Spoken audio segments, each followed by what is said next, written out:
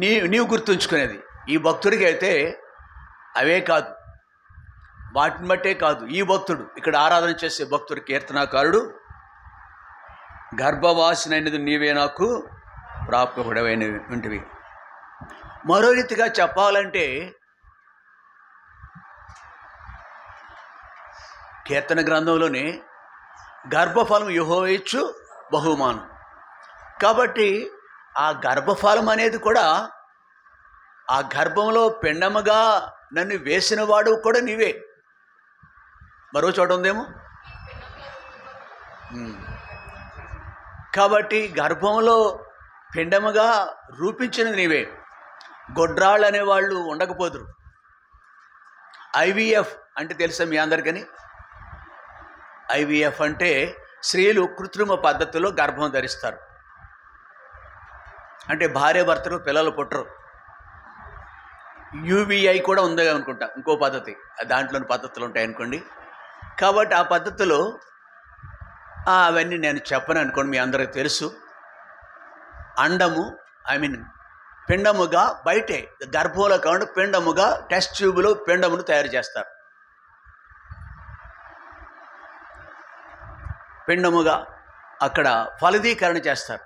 బయటే గర్భంలో ఫలదీకరణ జరుగుతుంది. అలా కాకుండా బయటే దానిని ఎక్కడ పంపిస్తారు? గర్భంలో పంపిస్తారు. అది ఐవీఎఫ్. మనుషుడికి దేవుడు తెలివితేటలు ఇచ్చాడు కదా, ఆ తెలివితేటలు ఉపయోగించుకుని రకరకాల పద్ధతుల్లో మెట్టుకు అది కూడా దేవుడు అనుమతించాడేమో ఒకవేళ కొంతవరకు. కానీ సహజంగా గర్భంలో యెహోవా ఇచ్చు ఆ బుద్ధి ఆ రీతిగా ఒక ఫలదీకరణ చెందటం అనేది దేవుడే చేస్తాడు. దేవుడు సృష్టిలో అది నియమించాడు. స్త్రీ పురుష బీజములు అది ఫలదీకరణ జరగటం ద్వారా బిడ్డ పుడుతున్నాడని. కాబట్టి ఇక్కడ అది కూడా జ్ఞాపకం చేసుకుంటున్నాడు. ఎందుకు ఆ విషయాలు గుర్తొచ్చినాయంటే మనకి దావీదు అవన్నీ జ్ఞాపకం చేసుకుంటున్నాడు. ఆ 127వ కీర్తన 3వ వచనం జ్ఞాపకం చేసుకున్నాడు. ఇక్కడ 71వ కీర్తన 6వ వచనాన్ని కూడా దావీదు జ్ఞాపకం చేసుకుంటున్నాడు. జ్ఞాపకం చేసుకుని దేవుణ్ణి, అందుకే నిన్ను గూర్చి నేను నిత్యము స్తుతిగానము చేదును ఆరాధిస్తున్నాడు. ప్రియ సహోదరి, మనము ఈ మేలును బట్టి కూడా దేవుని సన్నిధిలో సాగిలపడాలి. దేవుడు చేసిన ఆ గర్భములో మనల్ని రూపించినందుకు, అంతేకాదు రూపించింది ఆయనే, అక్కడ ప్రాపకుడు కూడా నీవే. తల్లి నన్ను పోషించింది అంటలేదు, తన బొడ్డు ద్వారా తల్లి నన్ను పోషించింది అంటలేదు. డాక్టర్లు మంచి మెడిసిన్స్ ఇచ్చారు, అలాగ నన్ను ఆరోగ్యవంతుడిగా పుట్టానని అంటలేదు ఇతను. ఈ భక్తుడు గర్భంలో వేసినది నీవే, గర్భంలో నీవు నాకు ప్రాపకుడవై ఉన్నావు, పోషించాను. అసలు ఎప్పుడైనా మీకు వచ్చినాయి తలంపులు నీ గురించి ఆరాధించటానికి? ఇది ఒక తలంపు మనకు రాలేదు. ఎప్పుడు ఇంట్లో ఎప్పుడైనా చెప్తావు ఇది. చాలామంది చాలా రకాలుగా ఘనమైన మాటలు వాడతారు. ఈ మాటలు వాటిని సందర్భాలు తక్కువ. మనం ఎవరున్నారో నాకు తెలియదు ఇక్కడ మీలో. కానీ రైట్ ఫ్రమ్ హిస్ మదర్స్ ఊమ్, తల్లి గర్భంలో ఉండగా మేళ్ళును జ్ఞాపకం చేసుకుంటున్న దావీదు వలె ఆయనకే కాదు మనకు ఆయన దేవుడు మేలు చేస్తున్నాడు. పోషకుడిగా ఉన్నాడు, బాహ్యానికి పోషకుడిగా ఉన్నాడు. పచ్చిక గల చోట్ల ఆయన నన్ను పరుండ చేర్చున్నాడు. అది బాహ్యమైన మేళ్ళు. అంటే బాహ్య ప్రపంచాన్ని చూడకపోవడమే తల్లి గర్భంలో ఉండగా కూడా ఆయనే పోషకుడు. ప్రాపకుడు అంటే పోషకుడు. కాబట్టి ప్రియుడ, ఈ హేతువ ఆధారంగా దేవుని అందుకే రండి నమస్కారం చేసి సాగిలిపోయి ఆరాధన చేస్తున్నాడు అనమాట. రెండవది ఏంటంటే, రెండవ ఆలోచన ఈ భక్తుడు కలిగింది, గర్భము నుండి ఉద్భవింపచేసిన వాడు ప్రతి చిన్న చిన్న చిన్న విషయాలు కూడా ఈజ్ రిమెంబరింగ్, జ్ఞాపకం చేసుకుంటున్నాడండి. ఎన్ని మేళ్ళు ఉంటాయండి? అందుకే వాటిని లెక్కించదని అనుకుంటున్నా నా తల వెంట్రుకల కంటే విస్తారంగా ఉంటాయి. తల వెంట్రుకలు ఎవరైనా లెక్కెట్టారు మీరు?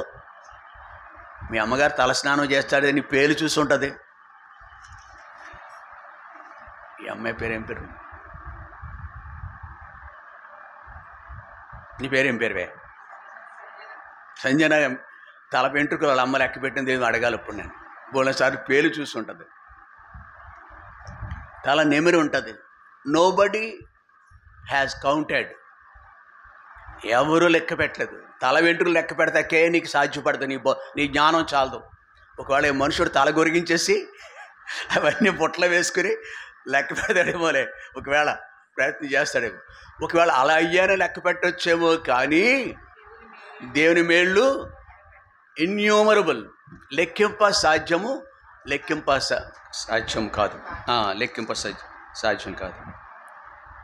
కాబట్టి తల్లి గర్భము నుండి ఉద్భవింపచేసిన వాడు నీవే. మరో చోట ఏం రాయబడి ఉందంటే 22:9 కీర్తన గ్రంథంలో 22:9 ఏముంది? చాలు. డాక్టర్లు ఈ దినాల్లో తల్లి ప్రకృతి సంబంధమైన ప్రసవం గుండా వెళ్ళలేదు. గర్భిణీ స్త్రీలు ప్రకృతి సహజమైన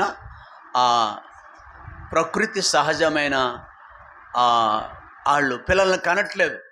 స్త్రీలు ఈ దినాల్లో ఎలాంటి పేదవాళ్ళనైనా సరే, ధనవంతులైన వాళ్ళకి 1,00,000, 2,00,000 కావాలంటే వాళ్ళు ఏం చేస్తారంటే సహజ ప్రసవము జరగదు. కాబట్టి ఏం చేయాలి? సిజారియన్ ఆపరేషన్ చేయాలి. అంటే పొట్ట కోసేస్తాం. కోస్తే 10 రోజులు హాస్పిటల్లో రూమ్లో ఉండొచ్చు. అది తలంపు మెయిన్. మందులు ఖర్చు అవుతాయి. ఇది ఈజీ సంపాదన, కమర్షియల్ వ్యాపార దృష్టి అనమాట ఈ దినాల్లో. దౌర్భాగ్యం. రొంప వచ్చినా కానీ టెస్టులు చేయిస్తాడు, 4-10 రకాల టెస్టులు లేకుండా మందులు రాయరు. సరే, ఇక్కడ కూడా తల్లి గర్భం నుండి, అవునా, తల్లి గర్భం నుండి అంటే వెలుపలకు తీసినవాడు. ఈ సిజారాన్ ఆపరేషన్ చేసినప్పుడు పొట్టను కోస్తారో బిడ్డను చేత్తో పట్టుకు లాగుతాడు డాక్టర్ అమ్మ పైకి. కానీ దావీదు ఏమనుకుంటున్నాడు? నీవే నన్ను, మంత్రసాని కాదు, సీనియర్ నర్సు కాదు, డాక్టర్ అంతకంటే 3వ మేలు జ్ఞాపకం చేసుకున్నాడు. 3 అంతల మేళ్ళు ఇప్పటికి చూసాం. తల్లి గర్భం దగ్గర మేళ్ళు. గర్భములో నుండి తీసినవాడు లేక ఉద్భవింపచేసినవాడు ప్రాపకుడుగా ఉన్నాడు. గర్భవాసన అనేది మొదలుకొని నీవు నాకు తోడై ఉన్నావు, గర్భంలో వేసిన వాడువు నీవే. ఇవి అందుకని ఇవన్నీ జ్ఞాపకం చేసుకుంటే మనం ఒక వాక్యం మన దృష్టికి వస్తుంది. అదేంటంటే, నా నిమిత్తము నేర్మించు నా స్తోత్రమును ప్రచురము చేయదు. నా నిమిత్తము ఎందుకు చేశాడు దేవుడు తెలుసా? ఆయన కొరకు కన్నాడు మనల్ని. ఆయన కొరకు మనల్ని కన్నాడు. ఆయన కొరకే ఉండాలని. ఇక్కడ కొంతమంది అలాగున తన కొరకు తనని ఎరగని వాళ్ళు ఉన్నారు. సొంత రక్షకుడిగా కలిగి ఉన్నవారు లేదు ఇక్కడ. కొంతమంది మారు మనసు లేదు ఇక్కడ. ఆయనే నన్ను ఇదంతా చేశాడని గ్రహింపు నీకు వచ్చుంటే వెంటనే ప్రభువా నేను పాపినయ్యా, నీ దగ్గరకు వస్తున్నానని చెప్పొచ్చు. కాబట్టి మొదటి హేతు ఏంటంటే, ఆరాధించడానికి సహజ సిద్ధముగా నా తల్లి ద్వారా ఈ లోకంలోకి తీసుకొచ్చినావు, నీవే నన్ను తీసుకొచ్చినావు. తల్లి అనే మాట ఉందా అన్నాడా? తల్లి గర్భంలో ఉన్నాను కానీ చేసిందంతా నీవే. తల్లి ఉంది కానీ ఇవన్నీ కార్యక్రమం చేసిందంతా ఎవరు? మేళ్ళు మహోపకారాలు జ్ఞాపకం చేసుకొని ఆ స్థాయిలో మేళ్ళు జ్ఞాపకం చేసుకోవాలి మనం. 2వ హేతు ఆ కీర్తన గ్రంథంలో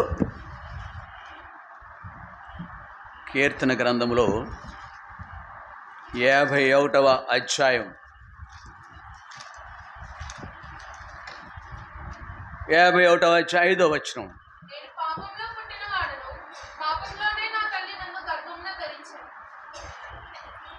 తర్వాత కూడా చాలు. ప్రియ సహోదరి, మనల్ని పుట్టించే విధము చూసినాము. దాన్ని బట్టి కృతజ్ఞత కలిగి మనం దేవుణ్ణి ఆరాధన చేయాలి.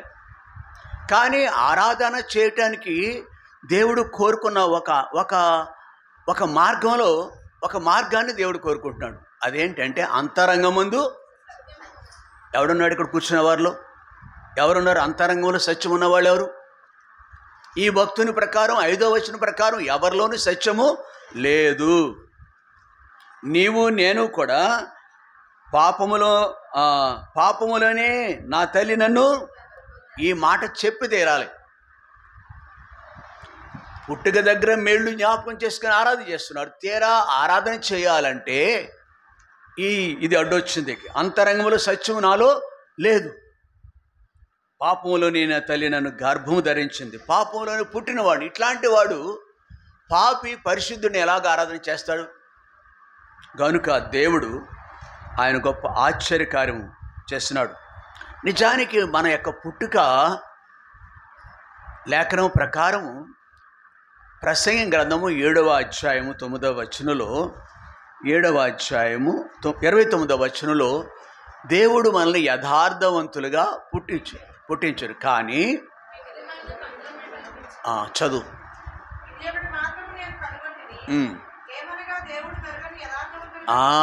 పుట్టిక ప్రారంభము అంటే పుట్టుక గురించి మాట్లాడుతున్నాడు దావీదు.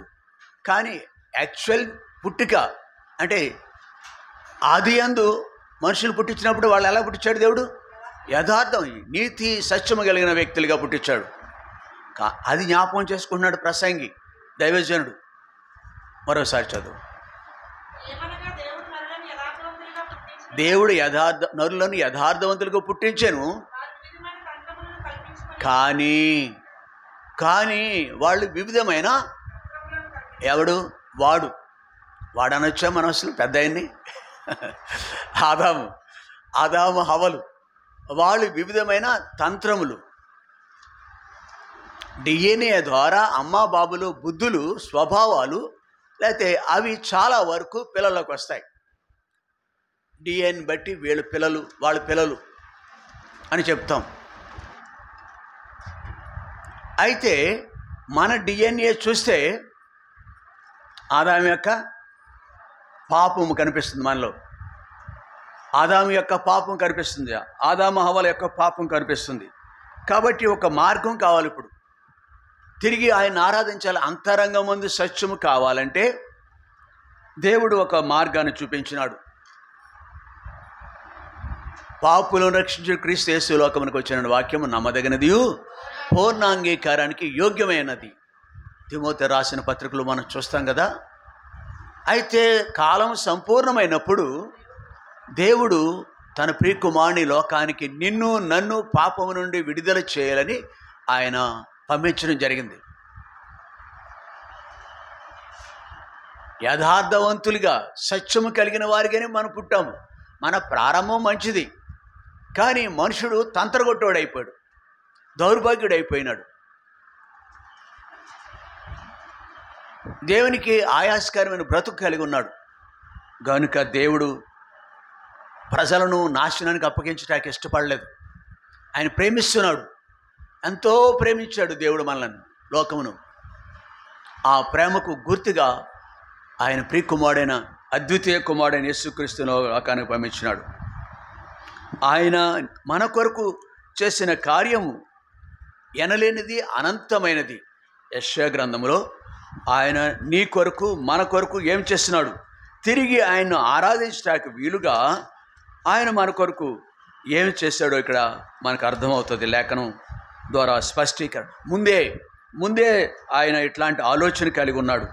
53వ అధ్యాయం 4వ వచనం.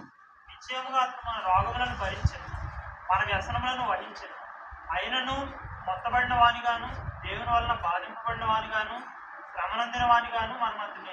ఇది ఆ ప్రభువు తానే సశరీరుడిగా మన మధ్యకు వచ్చి మన పాప రోగములను భరించటానికి, మన వ్యసనములను వహించటానికి, మన కొరకు బాధింపబడిన వాడిగాను మొత్తబడిన వాడిగాను మన నిమిత్తము శ్రమనొందిన వానిగాను మారిపోయినాడు.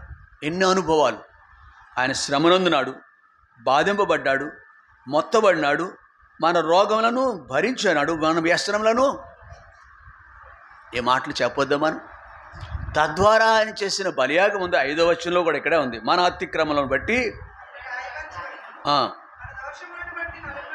చాలు.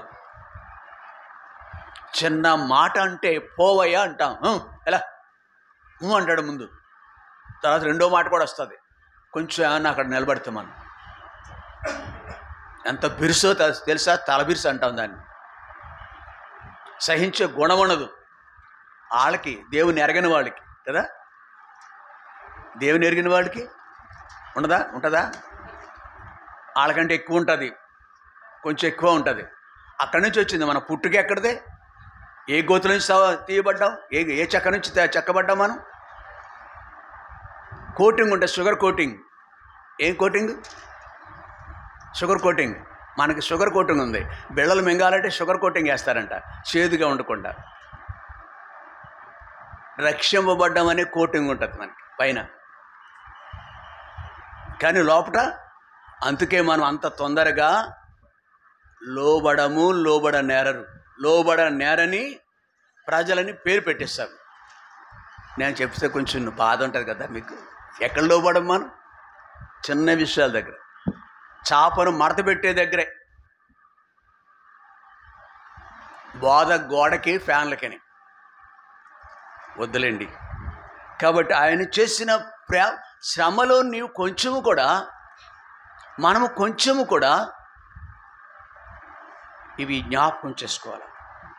ప్రభుని ఆయన తిరిగి మన అంతరంగమందు సత్యమును కలిగి ఉంటాకి ఈ మార్గాన్ని వెళ్ళినాడు ఆయన. ప్రియుడా, ఆయన చేసిన బలియాగం మనకు బదులుగా చనిపోడు ద్వారా కార్చిన అమూల్యమైన రక్తంతో మనల్ని కడిగి శుద్ధీకరించి నిత్యత్వానికి మనల్ని వారసులుగా చేశాడు. ఇప్పుడు ఆయన్ని ఆహ్వానించడం ద్వారా, ఆయన ఎందుకు విశ్వసించి ఆహ్వానించడం ద్వారా అంతరంగంలో మనము సత్యమును కలిగి ఉన్నాం. ఇప్పుడు అంతరంగంలో సత్యమును కలిగి ఉన్నాం. అదే దావీదు జ్ఞాపకం చేసుకున్నాడు. నా తల్లి నన్ను పాపంలోనే గర్భము ధరించి, కానీ అంతరంగంలో తిరిగి నాకు సత్యమును కలిగి చేశాను. రక్షణానందం మరలా నీవు నాకు పుట్టించావు. ఫ్రీడా, ఈ అనుభవం మీకుందా? ఈ అనుభవం ఉంటే, ఒకటి, ప్రకృతి సహజంగా మన పుట్టుక దగ్గర దేవుడు చేసిన మేళ్ళు జ్ఞాపకం చేసుకున్నాం. మరోసారి అక్కడికి వెళ్తే మీకు అర్థమవుతుంది, నేను రిపీట్ చేయలేను, మరలా అట్లా వల్లించలేను. 2, ఇట్టి మేలు చేసిన దేవునికి మనుషుడు దూరం అయిపోయాడు. మానవ జాతి అంతా దూరం అయిపోయింది. యేసు ప్రభు ఎవరికి దేవుడు అండి? ఈ జాతిని అడగండి వెళ్ళి. మన చుట్టూ ఉన్న మన ఇంటి వాళ్ళని అడుగుతాం. నీవు నేను వచ్చాం ఇక్కడికి, మన వాళ్ళంతా నమ్మారా? ఈ జాతి ఏమంటారో తెలుసా? ఈ జాతి, మానవ జాతి చెడిపోయింది. కొన్ని వేల సంవత్సరాలుగా చెడిపోయింది మానవ జాతి. వాళ్ళ కొరకే నిన్న ప్రయత్నం. వాళ్ళని ఒకరిద్దరికైనా సువార్త అందించడానికి మరొకసారి ప్రయత్నం చేశారు. సంఘానికి నుంచి వెళ్ళారు మీరు, సువార్త చేయటానికి నిన్న కూడా వెళ్ళారు. ఏదో నెలకొకసారి కాదు సువార్త. మందిరం నుంచి సువార్త 2-3 దఫాలు 4 దఫాలు. మనం బుధవారం వెళ్ళాం, మేము శనివారం వెళ్ళాం సువార్త కొరకు. పత్రికలు పంచుతూనే ఉన్నాం. ఇది మన పని. తర్వాత దేవుని పని ఉంటుంది. అలాగున మనము దేవుని దగ్గరకు వచ్చాం. 2వ తలంపు. 2వది, అంతరంగముందు సత్యము కలిగి ఆరాధిస్తున్నాం. సంఘాల్లో అందరూ అంతరంగముందు సత్యము కలిగి ఉండరు. దేవునికి చోటు ఉండదు, మారు మనసు ఉండదు, రక్షణ అనుభవం ఉండదు. బాప్తిసాలు ఉంటాయండి. పిల్లప్పుడే 6 నెలలప్పుడే సంవత్సరం అప్పుడే బాప్తిసాలు ఇచ్చేస్తారు కొన్ని చోట్ల. అది చాలా చెడ్డ లక్షణం, అది బుద్ధిహీనమైన పని అది. కాబట్టి ప్రియుడ, మనకు 2వ ఆధిక్యత ఆశీర్వాదం ఇచ్చినాడు దేవుడు. ఈ అనుభవంలో గుండా తీసుకెళ్ళాడు. 3వదిగా, ఇప్పుడు అందుకే ఇక్కడ 2వ దాని దగ్గర ఒక మాట జ్ఞాపకం చేసుకోవాలి మనం. 71:23 అందరం కలిసి చదువుకుందామా? నేను నిన్ను కీర్తించుచున్నప్పుడు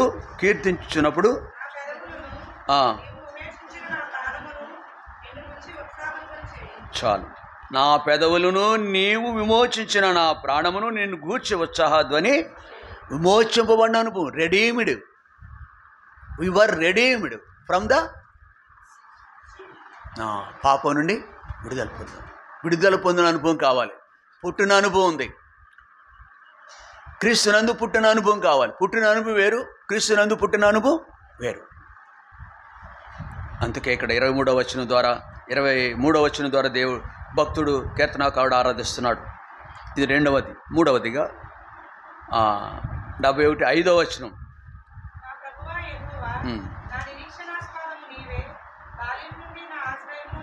బాల్యము నుండి మేళ్ళు. మొదటి మేళ్ళు పుట్టుక దగ్గర, రెండు రక్షణ దగ్గర. ఎలా రక్షింపబడ్డాడు దావీదు, మనము ఎలా రక్షింపబడ్డాం? కాబట్టి రక్షణ దగ్గర, రక్షణ బట్టి ఆరాధించాలి. మూడవది ఇంకొక మేలుకో, బాల్యము నుండి నా ఆశ్రయము నీవే. అంటే ఆయన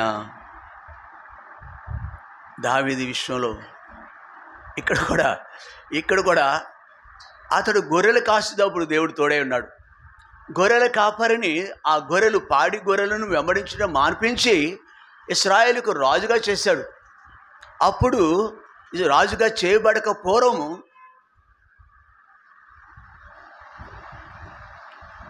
దేవుడు ఎన్నుకున్న తర్వాత దుష్టుని చేత తరవబడ్డాడు దావీదు. అప్పుడు దేవుడు మేలు చేశాడు. రాజుగా ఉన్నప్పుడు మేళ్ళు అనేకమైన చేస్తున్నాడు. ఇవన్నిటినీ కంటే కూడా ఎక్కడికి వెళ్ళిపోతున్నాడు మరలా? ఇప్పుడు దేవుని ఆరాధించడానికి బాల్యం దగ్గరికి వెళ్తున్నాడు. ఇన్ని మేళ్ళు ఇప్పుడు ప్రస్తుతాన్ని చూస్తాం, కానీ గతం ఎక్కడ చూసుకుంటామని ఎక్కడికి వెళ్తున్నాడు? రైట్ ఫ్రమ్ హిజ్ చైల్డ్హుడ్ అంటే బాల్యం దగ్గర, బాల్యమందు నీవు నాకు ఆశ్రయం అంటే నువ్వే భద్రపరిచావయ్యా. ఆడుకుంటాకి వెళ్ళినప్పుడు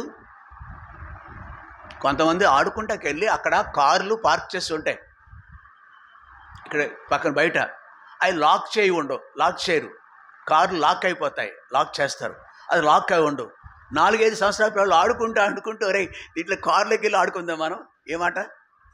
దాగుడు మూతలు. వాళ్ళకి బాగా తెలివితేటలు వచ్చేసినాయి. దాగుడు మూతలు వరే ఆడ రాకుండా దాక్కుందామే మనం. లోపలికి వెళ్ళగానే డోర్ వేయగానే ఏమైపోతుంది? లాక్ అయిన డోర్లో ఏసీ లేకపోతే చచ్చిపోతాడు మనుషులు.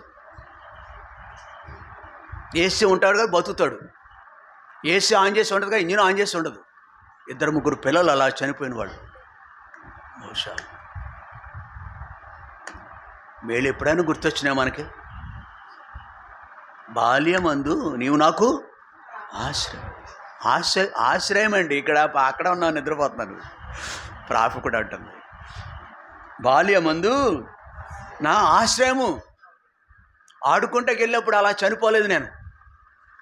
1.5 సంవత్సరం అబ్బాయి నీటి కుండలో పడిపోయి చచ్చిపోయాడు. తొట్లో చిన్న బకెట్లో పడిపోయాడు. బకెట్లో నీళ్ళు తాగేస్తాడు. బకెట్లో నీళ్ళు ఉన్నాయి, ఎక్కడ వాడలేదు, బయట బకెట్లోకి ఎక్కాడు, నీళ్ళు తాగేశాడు. అమ్మ అక్కడ పని చేసుకుంటుంది, చచ్చిపోయే లేదా? పేపర్లో చూస్తున్నాను, వాట్సాప్లో చూస్తున్నాం. 1.5 సంవత్సరం అబ్బాయి అంతా బుడి నడకలు నడుస్తాడు. నడక సరిగ్గా రాలేదు ఆడికి.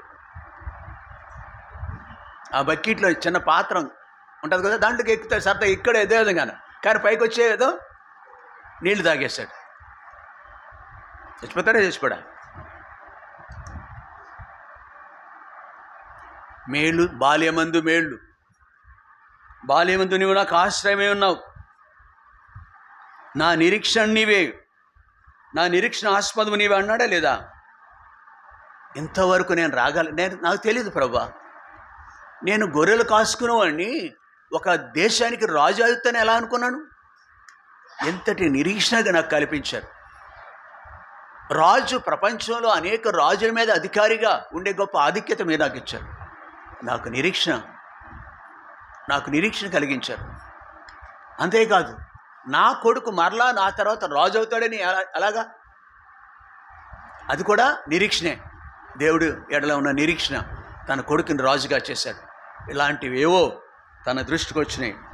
నా ప్రభువా యెహోవా, నా నిరీక్షణాస్పదము నీవే, నా బాల్యమును నా ఆశ్రయము నీవే. బాల్యము అనుకుందాం మనం. ఆ యెషయా గ్రంథము 1వ అధ్యాయంలో 2వ వచనంలో నేను పిల్లలను పెంచి అది కూడా గుర్తొచ్చింది. బాల్యంలో పిల్లల పెంపకం ఎప్పుడు అవసరం అండి? బాల్యంలోనే కావాలి. పెద్ద రెక్కలు వచ్చిన తర్వాత పిల్ల పక్షులకి రెక్కలు వచ్చిన తర్వాత తల్లి కావాలా, తండ్రి కావాలా? నో. మెసాల గడ్డం వస్తే అమ్మ బాబులు విలువేంటి? కాబట్టి ఇక్కడ అందుకే బాల్యంలో దేవుని యొక్క విలువ, బాల్యం యొక్క ఆ స్థితిలో ఉండగా మీకేమో గుర్తుంటారో లేదు కానీ ఆయన మాత్రం గుర్తించుకున్నాడు. మూడవదిగా బాల్యంలో చేసిన మేళ్ళన్నింటిని కూడా జ్ఞాపకం చేసుకుంటున్నాడు.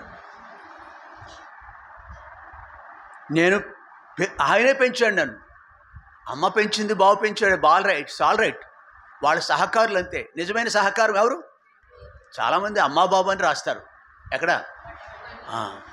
అమ్మా బాబు హృదయంలో పెట్టుకుందాం, కానీ వాటి మీద మాత్రం దేవునికి మహిమ కలిగి మాట్లాడదాం. అమ్మా బాబులని మాత్రం రాయొద్దు. అమ్మా నాన్న మహిమ, నిజమైన మహిమ ఎవరికి ఆపాదించాలి? అటు తర్వాతే వీళ్ళ కూడు పెడితే చాలు. అమ్మా నాన్న కూడు పెట్టాడు, కానీ పెనతల్లికంట పట్టు చీర, పెనతల్లికి పట్టు చీర పెడతానంటే ఎవడ నమ్ముతాడా? అమ్మా నాన్నకే భోజనం పెట్టలేని వ్యక్తి కొన్ని అర్థం కాదు మీకు. పెనతల్లికి పట్టు చీర అంటే అమ్మకే కాటన్ చీర కొన్నాడు, పెనతల్లికి పట్టు చీర. అమ్మా నాన్నకి మంచిగా చూసి చాలు, పేర్లు కాదు. కాబట్టి అది లోకస్తులు చేసే పని. మనం చేస్తే దేవునికి మహిమ కలిగి మాట రాయాలి. అట్ల మీద నన్ను క్షమిస్తారా? సిలువు కూడా వేయొద్దు వాటి మీద. తెలిసి తెలియక సిలువు దేనికి గుర్తండి? కాదు, శ్రమని కాదు. అసలు ఏమన్నా ఇతరులతో మాట్లాడుతుందా ఏంటది? వాక్యం అనుకోండి, మాట్లాడుతుంది. రమేష్ అని ఒక అబ్బాయి వస్తున్నాడు, హైందవుడు, పక్కా హైందవుడు, దుష్ట వాయుమండల సంబంధి అధిపతి యొక్క అధీనంలో ఉన్నాడు. ఇక్కడికి వచ్చేటప్పుడు అంకుల్ డే బై డే నేను వచ్చేస్తానండి, ప్రభు నాకు సహాయం చేస్తున్నాను అంటున్నాడు. అంకుల్ సెకండ్ హ్యాండ్ మొన్న ఒకటి 60-70 వేలు పెట్టుకొనుకున్నాడు, బండి కొనాలని చెప్పాడు నాకు. కొన్నాడు, చూపించాడు. అంకుల్ దీని మీద ఏదైనా రాయాలి. ఏం రాస్తారు? ఏంటి మీరు సలహా ఇవ్వండి. యెహోవా ఈరే అని రాయనని అన్నాను. అది రాయించుకున్నాడు. యెహోవా ప్రయాణంలో దేవుడు కుటుంబాన్ని ఆయన చూసుకుంటాడు. అలాంటి అర్థం స్ఫురించే వ్యక్తి ఒక హైందవుడు చూశాడు అనుకోండి, ఏంటో ఈ మాట అర్థం తెలియదు నాకు అని నిన్ను అడగాల. యెహోవా నా కాపరేని, నిజమా? వాళ్ళు కూడా అర్థం చేసుకుంటారు ఈ మాట రాస్తే. అంతేకాని బ్లెస్సీ అను జెస్సీకి అను మన పిల్లల పేర్లు కూడా వద్దు. ఎంత ఆలోచించి పెట్టారు నీ కూతురు పేరు, కొడుకు పేర్లు. పిల్లలను పెంచి పెద్ద చేశాం. అంకా అంటున్నాడు ఆయన, కీర్తనకారుడు 18:2 18:2.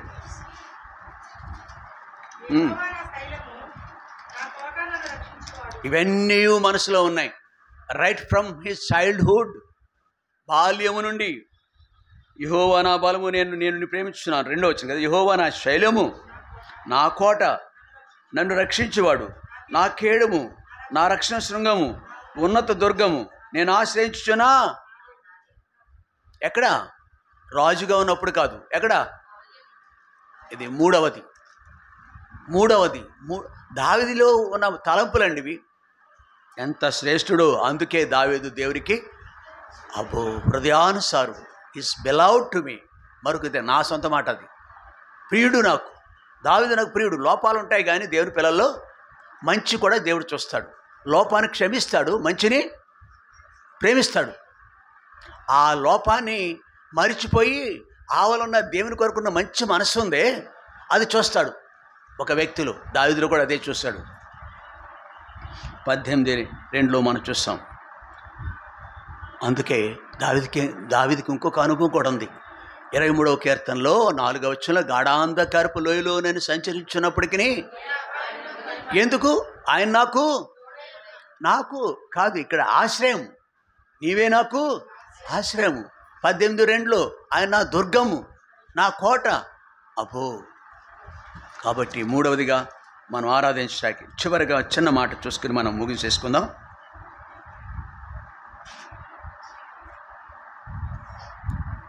ఇక్కడ దావీదులో ఇంకొక మాట నోటంటే వస్తుందండి. 7 వచనం చదువుదామా? ఇక్కడ 71:7 చదవ అయ్యా ఎవరు?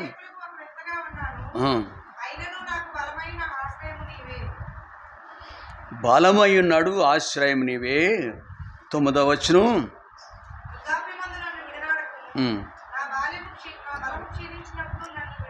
చాలు. ఇంకొక ఆలోచన కూడా దావీదుకు వచ్చింది. నీవు నా బలమని నాకు తెలుసు, కానీ వృద్ధాప్యమందు నన్ను అంటే ఇక్కడ మీరు ఒక మాట చెప్తారా వాక్యం ఆధారం చేసుకొని? త్వరగా టైం అమ్మా. Very good, thank you. ఇంకా సహోదరుడు ఎత్తుకునేవాడు, ఆయన ఎత్తుకుంటాడు. ఓకే, ఇవన్నీ మనలో ఉన్న ఆశ. ఇంకెవరు చెప్తారు వాక్యాన్ని ఆధారం చేసుకుని ఒక మాట? తన పేరు సుస్మిత. ఏం పేరు? నీ పేరు సుస్మితనా? చెప్పు నువ్వు. ఇంకెవరైనా? ఇక్కడ వృద్ధాప్యులు విడిచిపెట్టేస్తారు అని అర్థం. వృద్ధాప్యంలో కూతురు విడిచిపెట్టేస్తుంది, కొడుకు కూడా విడిచిపెట్టేస్తారు. ఇక్కడ కూర్చున్న వాళ్ళు అలాగ ఉన్నవాళ్ళు ఎవరైనా ఉన్నారు నాకు తెలియదు, కానీ ఇది మాత్రం మానవ నైజం. వృద్ధాప్యం అంది నన్ను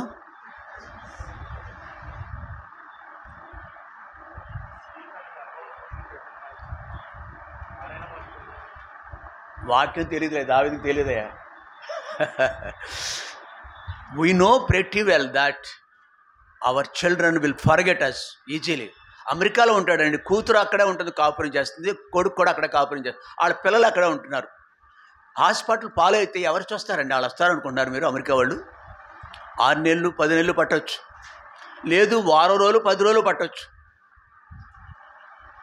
నిజమైన సహాయం వాళ్ళు ఎవరో తెలుసా? వృద్ధాప్యమందు నీవు నన్ను. నాకు ఒక నమ్మిక ఉందండి, శరీర సంబంధమైన పిల్లలు ఏమో కానీ ఆత్మ సంబంధమైన పిల్లలు మాత్రం నమ్మదగిన వాడు.